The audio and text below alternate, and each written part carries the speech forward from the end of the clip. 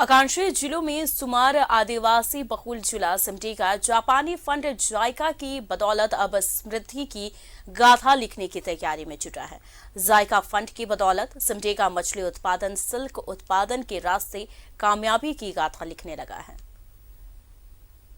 Japan international corporation agency जायका fund लाएगी समृद्धि, मछली उत्पादन के रास्ते आएगी समृद्धि, सिल्क हब के रूप में उभरेगा सिमडेगा।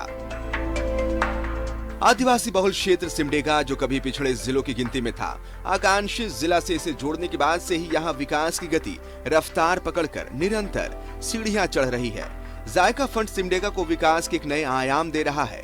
जायका के तहत जिले को वित्तीय वर्ष 2021-22 में 3 करोड़ रुपए मिले थे, जिसमें आधे फंड से जिले में सेरीकल्चर के तहत तसर उत्पादन और सिल्क प्रोसेसिंग की दिशा में कार्य किए गए हैं। डीसी ने कहा कि सिमडेगा सिल्क हब के रूप में पहचाना जाएगा।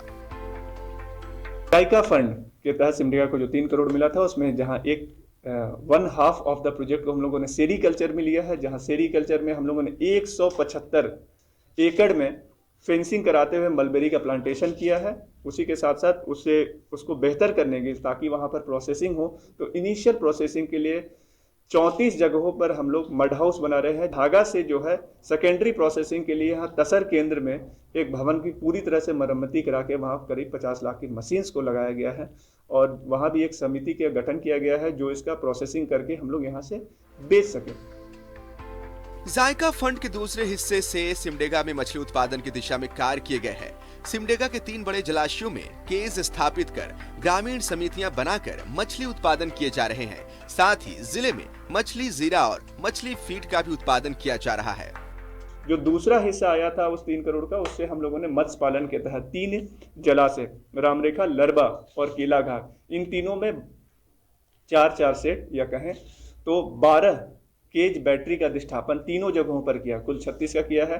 सभी के साथ साथ सीड और फीड जो कई 1 लाख का होता है, उसको फ्री में हम लोगों ने लोगों के वहाँ के जो मत्स्य समूह हैं, एक गांव को जो है वो लाभ दिया गया है।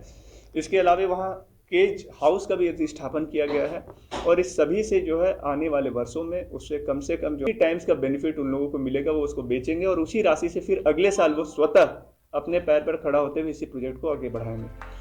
हाल में आकांक्षी जिलों के रिव्यू के दौरान खुद पीएम मोदी भी सिमडेगा के विकास की तारीफ कर चुके हैं। कभी पिछड़ा रहने वाला सिमडेगा आज सरकार की विभिन्न योजनाओं और इसको मिलने वाले स्पेशल फंड के जरिए निरंतर कामयाबी की गाथा लिख रहा है। निश्चित रूप से जल्द ही सिमडेगा एक उन्नतिशील जिलों की श्रेणी में गिना जाएगा। न्यूज़ 11 भारत के लिए सिमडेगा से आशीष शास्त्री की रिपोर्ट। फिलहाल इस बुलेटिन में इतना ही। ताज़ा खबरों के लिए देखते रहिए न्यूज़ 11 भारत।